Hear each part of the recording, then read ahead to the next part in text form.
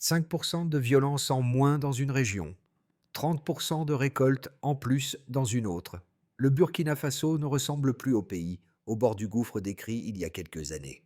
Alors que beaucoup prédisaient un effondrement irréversible, les indicateurs de sécurité et d'autosuffisance se déplacent lentement dans la direction opposée, au cœur d'un Sahel encore instable. Comment comprendre ce renversement de tendance qui touche directement la vie quotidienne et dans lequel Ibrahim Traoré occupe désormais une place centrale? Derrière ces pourcentages, c'est la promesse d'un pays qui tente de se relever par lui-même. Si la trajectoire du Burkina Faso retient aujourd'hui l'attention, c'est parce qu'elle porte une promesse explicite: transformer un redressement fragile en stabilité durable. Cette promesse repose sur un bénéfice clair pour le public: comprendre comment un pays sorti du chaos peut consolider ses gains sans retomber dans la dépendance extérieure, et sur l'idée que chaque progrès visible reste vulnérable tant que les mécanismes profonds ne sont pas expliqués. Ce qui se joue dépasse la simple narration d'un pays en reconstruction, car les enjeux touchent directement les ressorts de sécurité, d'autonomie et de confiance collective dans une région où peu de modèles tiennent la distance. Dans Chouïla, la moindre variation dans la sécurité ou l'agriculture peut entraîner une série de répercussions en cascade, capables de modifier la vie de millions de personnes. À travers les exemples tirés du terrain, la question devient alors simple: quelles sont les conditions précises permettant à une dynamique encore fragile de se maintenir? L'enjeu est là: comprendre ce qui consolide un pays quand tout peut basculer à nouveau. Un détail souvent négligé change en réalité toute la compréhension du redressement burkinabé. Dès 2025, 28 bataillons d'élite avaient là déjà sécurisé des zones réputées irreprenables. Cette présence précoce, plus ciblée qu'on ne l'imaginait, constitue la clé du premier retournement mesurable depuis la prise de pouvoir d'Ibrahim Traoré. C'est là que commence véritablement la phase moins visible, où la stabilisation militaire n'est qu'un point d'appui pour une transformation plus profonde. Au moment où le pays sortait d'années marquées par des attaques incessantes, l'effondrement des marchés et l'exode de millions de civils, une séquence de causalité s'est enclenchée. D'abord, la sécurisation partielle des couloirs humanitaires a permis le retour de familles entières dans des zones où la vie quotidienne semblait impossible. Soda, la réouverture progressive des routes a débloqué la circulation des denrées, relançant des marchés locaux longtemps paralysés. Cette dynamique n'a pas surgi d'un seul geste, mais d'une série de micro-ajustements. Des patrouilles mixtes pour maintenir l'ordre, des équipes civiles chargées d'écouter les villages, puis l'introduction d'outils agricoles qui ont permis aux familles de produire plutôt que d'attendre l'aide extérieure. Dans Chouïla, la stratégie ne s'est pas limitée à repousser les milices. Elle a cherché à réinstaller une normalité perceptible. Enfants de retour à l'école, accès régulier à l'eau, réactivation des coopératives agricoles. Ce bois, Kanrudgam montre que le renversement ne dépend pas d'un facteur unique. Il tient plutôt à une articulation entre reprise territoriale, reconstruction locale et restauration lente de la confiance. C'est cette logique de bas en haut appuyée mais non dirigée uniquement par l'armée qui explique pourquoi les premiers gains n'ont pas immédiatement disparu. Le point de bascule n'est donc pas la présence militaire elle-même, ni la manière dont elle a permis à la vie civile de redevenir possible, un village après l'autre. Dans la phase initiale du redressement, un ensemble d'acteurs souvent discrets a joué le rôle de relais essentiel, donnant une cohérence concrète aux orientations fixées par Ibrahim Traoré. Ce ne sont pas les discours officiels qui ont rétabli les premiers équilibres, mais la présence régulière de figures locales capables de traduire la stratégie en actions observables.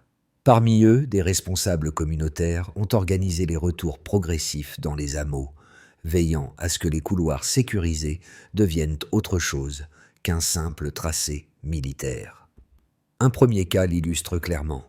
Dans un village du Nord, une petite équipe civile, appuyée par un détachement de sécurité, a rouvert un marché qui restait fermé depuis 2 ans.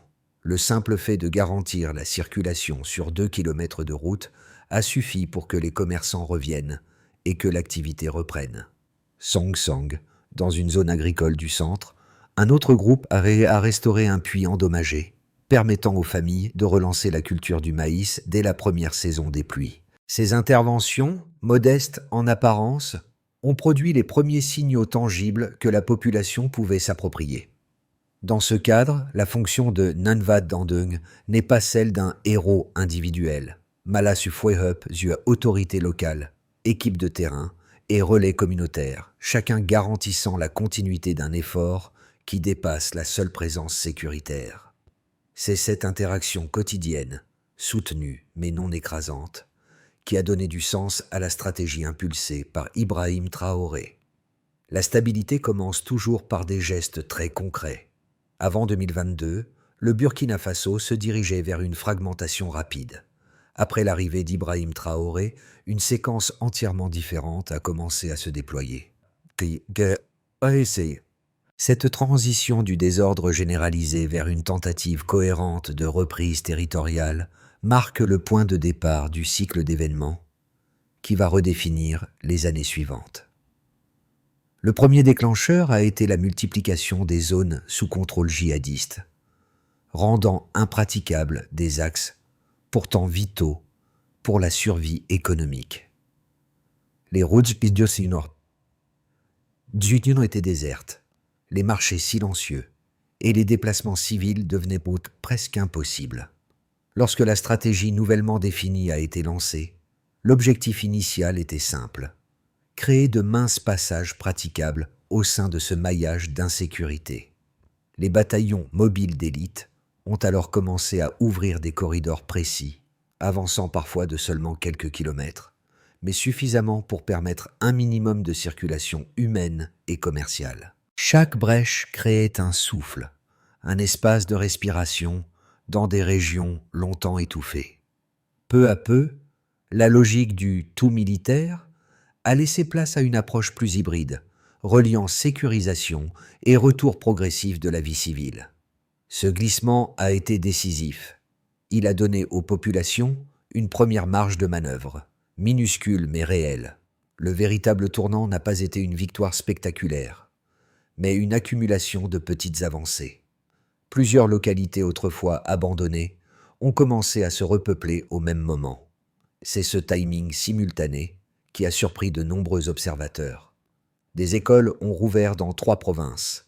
Des puits réparés ont permis les premières semences de la saison.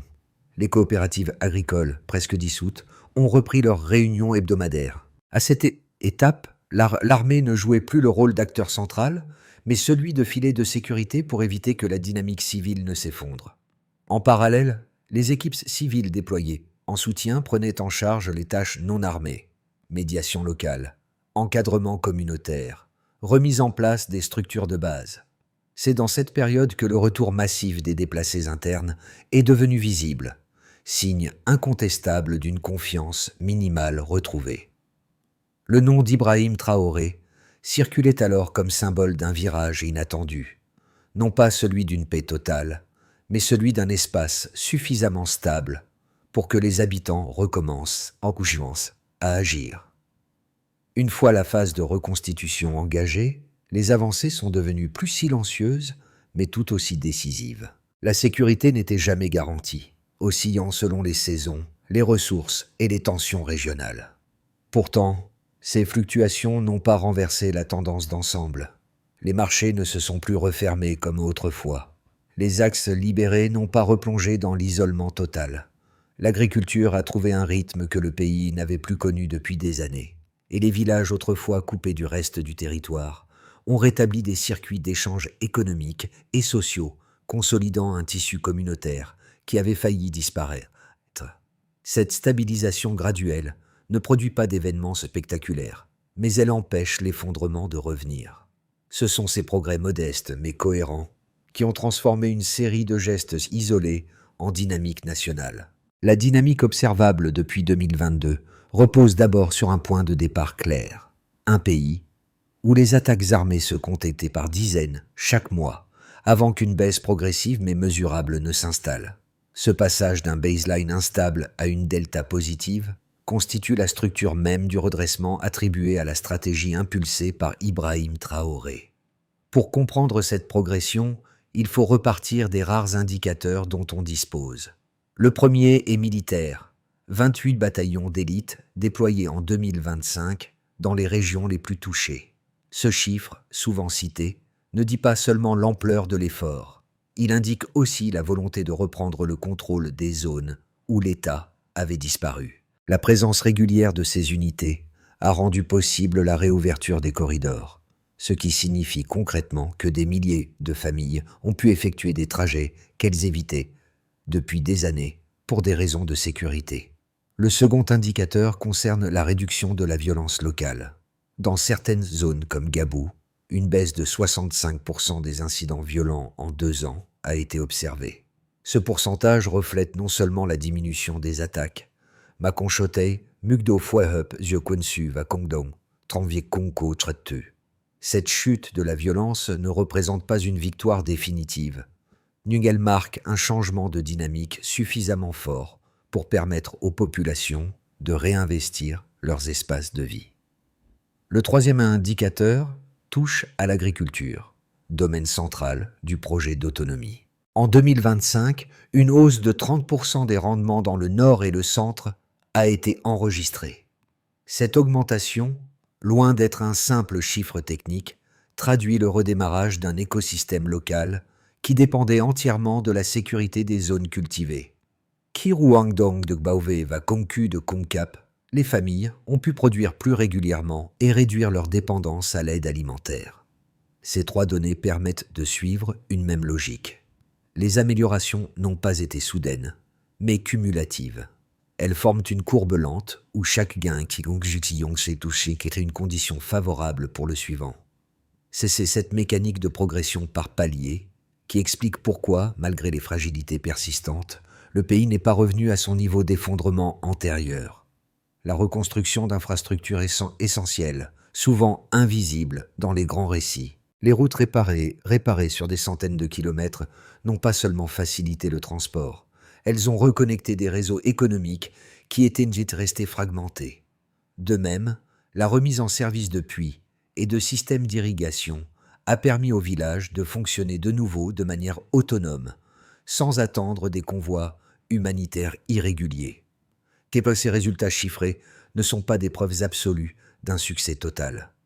Ils montrent plutôt qu'une trajectoire alternative est devenue possible grâce à un enchaînement de décisions coordonnées. Ibrahim Traoré a misé sur une articulation entre sécurité locale, initiatives civiles et relance agricole. Et ce pari se livre aujourd'hui dans ces deltas mesurables. 2 lectures opposées circulent aujourd'hui sur la trajectoire du Burkina Faso, chacune s'appuyant sur des éléments réels, mais conduisant à des conclusions différentes. La première insiste sur la fragilité persistante du pays. Selon cette approche, même si certaines zones ont été stabilisées, les racines du problème, dispersion djihadiste, pression régionale, manque d'infrastructures, rendent toute amélioration provisoire. Ceux qui défendent cette thèse rappellent que la sécurité reste inégale, que la dépendance climatique pèse sur l'agriculture et que les financements demeurent limités. Leur argument central est que des progrès visibles ne garantissent ni continuité ni profondeur structurelle. La seconde lecture adopte une perspective plus pragmatique. Elle estime que la transformation du pays ne doit pas être jugée selon des critères d'État riche, mais selon la capacité réelle de la population à retrouver des marges d'action concrètes. Dans cette vision, la baisse de 65% de la violence dans certaines zones, la remise en culture des terres abandonnées et le retour massif des déplacés internes constituent des signaux tangibles, même si imparfaits. Ceux qui soutiennent cette analyse soulignent qu'un renversement de dynamique n'a pas besoin d'être total pour produire des effets durables. Il suffit qu'il soit suffisamment stable pour permettre aux communautés de reconstruire leur quotidien. La réponse Stillman, qui cherche à retenir le meilleur des 2 positions, s'appuie sur les données documentées. Oui, les limites sont réelles et le pays reste exposé aux aléas régionaux. Mais oui aussi, les indicateurs montrent une progression qui n'est ni anecdotique ni passagère.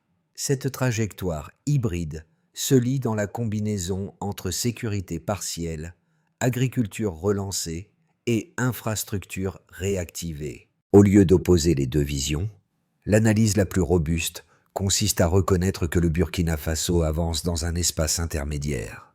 Ni miracle, ni stagnation.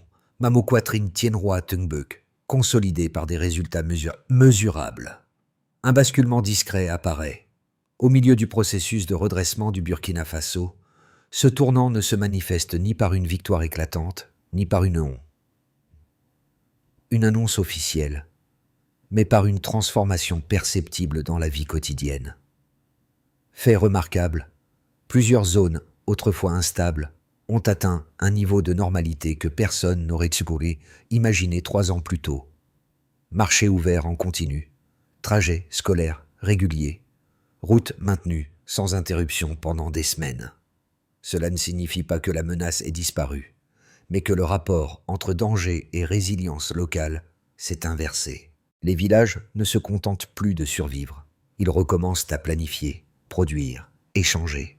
De son côté, Ibrahim Traoré consolide cette dynamique non pas par des gestes spectaculaires, mais par une combinaison stable entre présence sécuritaire et soutien communautaire, ce qui empêche les gains locaux de s'éroder.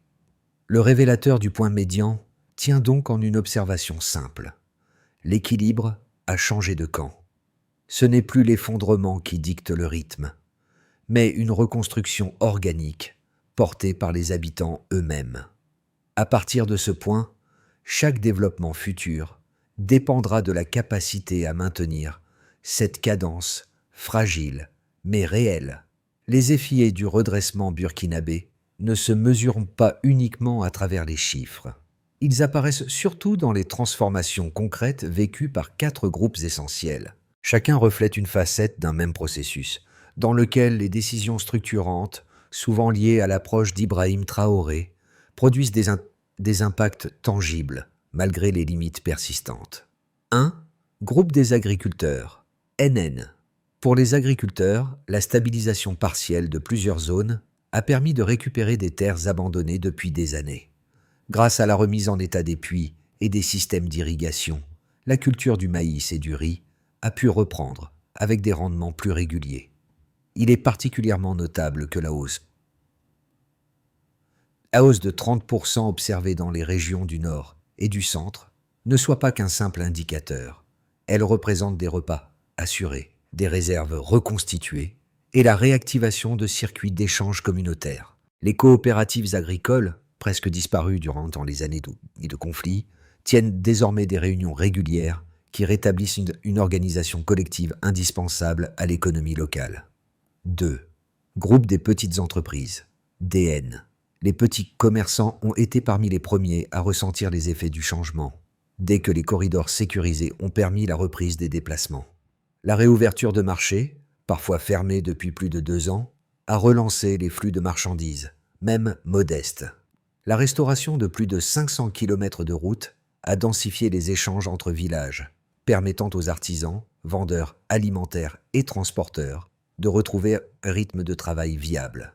Bien que les risques subsistent, l'amélioration progressive de la sécurité a encouragé de nombreux entrepreneurs locaux à réinvestir dans des activités abandonnées, notamment dans la transformation alimentaire et la logistique rurale.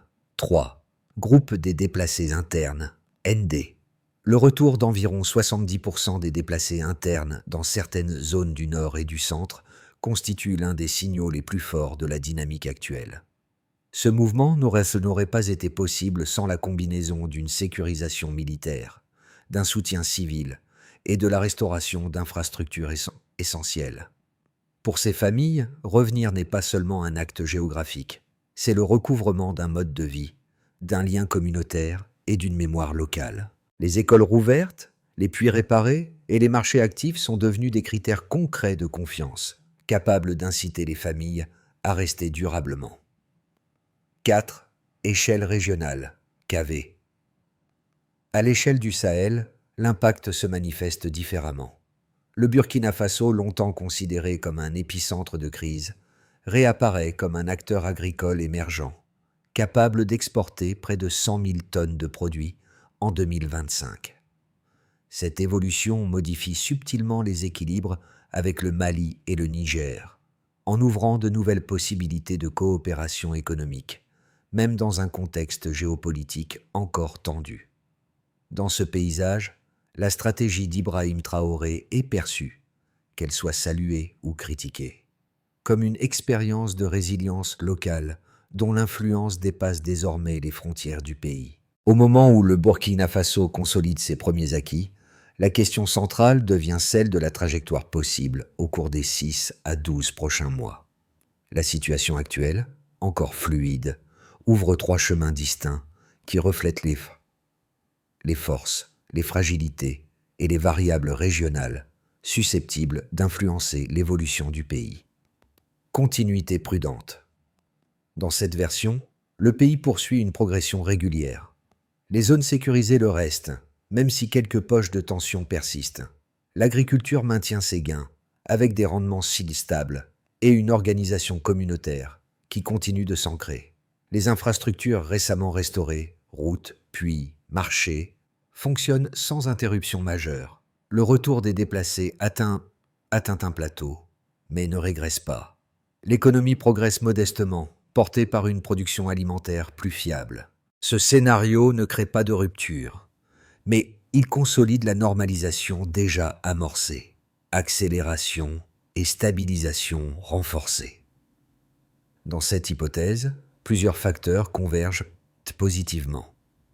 La sécurité s'améliore dans des zones encore fragiles, permettant l'expansion de la production agricole vers de nouveaux secteurs. Les exportations alimentaires augmentent, attirant les premiers investissements régionaux. Les coopératives se multiplient, renforçant l'autonomie locale et soutenant une croissance plus dynamique. Sur le plan régional, une coordination accrue avec le Mali et le Niger ouvre des corridors commerciaux plus fluides, stimulant les échanges et stabilisant les communautés frontalières. L'ensemble génère une impression de transformation soutenue, réversibilité partielle des progrès. Ce scénario apparaît si plusieurs contraintes se superposent. Regain d'activité djihadiste dans des zones isolées, saison sèche plus sévère que prévu, tensions politiques régionales ou ralentissement de l'aide technique indispensable à la reconstruction. Dans cette configuration, certaines zones repeuplées pourraient être de nouveau fragilisées, forçant des familles à repartir. L'agriculture pourrait subir une contraction, réduisant les excédents destinés au marché. Les routes récemment restaurées risqueraient d'être moins entretenues, perturbant les échanges économiques. Ce scénario n'efface pas entièrement les avancées obtenues, mais en compromet la continuité. Pour comprendre ces trajectoires possibles, il faut éviter les visions binaires. Le pays évolue dans un espace d'incertitude où les progrès s'évaluent en couches successives plutôt qu'en rupture nette. Examiner la solidité des structures locales et non seulement les indicateurs nationaux reste la clé d'une lecture réaliste des mois à venir. L'évolution du Burkina Faso ne reste pas un dossier abstrait. Elle touche directement la manière dont différents types d'acteurs perçoivent la résilience, la sécurité et la possibilité de rebâtir dans un environnement contraint. 3 groupes, en particulier, trouvent dans cette trajectoire des éléments qui résonnent avec leur propre expérience, qu'ils soient observateurs, professionnels ou membres d'une communauté plus large, ceux qui s'intéressent à la stabilité sociale. Pour les personnes sensibles aux dynamiques communautaires, la reconstruction burkinabé sert de rappel concret. La normalité ne revient pas seulement grâce à des décisions nationales, mais par l'action quotidienne de familles qui rouvrent un marché, restaurent un puits ou relancent une école. Ce regard met en lumière la puissance du tissu local, même là où les conditions restent difficiles. Ceux qui suivent les enjeux économiques ou agricoles. Les lecteurs attentifs aux questions de production, de logistique ou de commerce perçoivent dans le cas burkinabé un exemple clair de la manière dont la sécurité et l'infrastructure conditionnent la croissance. Voir une filière agricole reprendre, des routes restaurées soutenir les échanges, ou des coopératives retrouver leur rôle montre que l'économie la plus modeste peut se reconstruire à partir de gestes très précis. ceux qui cherchent des repères dans les périodes d'incertitude. Pour les publics confrontés à des crises sociales, économiques ou communautaires, l'expérience burkinabé ouvre une perspective différente, celle d'un progrès lent mais réel, obtenu non par des ruptures soudaines, mais par des couches successives de stabilisation. Cette idée, simple mais essentielle, offre une grille de lecture utile pour ceux qui se demandent comment transformer leurs propres environnements. Dans ces trois angles, une même constante apparaît. La résilience s'appuie toujours sur quelque chose de concret. Pour comprendre ce qui peut consolider les avancées en cours, il faut observer les actions qui ont déjà produit des effets tangibles et les projeter dans une logique de continuité. Le redressement du Burkina Faso ne repose pas sur un modèle abstrait, mais sur une succession de décisions concrètes qui, combinées, créent une trajectoire durable. Dans cette perspective, 5 étapes apparaissent comme les piliers essentiels d'un itinéraire réaliste, une méthode que l'on associe souvent à l'approche pragmatique d'Ibrahim Traoré. Ainsi, sécuriser durablement les zones stabilisées. Une stabilisation n'a de valeur que si elle est maintenue. Cela implique des patrouilles régulières, une présence civile active et une coordination fluide entre autorités locales et forces de sécurité. L'objectif, empêcher les basculements soudains qui pourraient inverser les progrès. 2. Renforcer l'autonomie agricole. La hausse des rendements. Observer doit être soutenu par l'entretien des puits, la protection des terres cultivées et la diffusion continue d'outils et de semences. Plus les communautés produisent elles-mêmes, moins elles sont vulnérables aux chocs extérieurs. 3.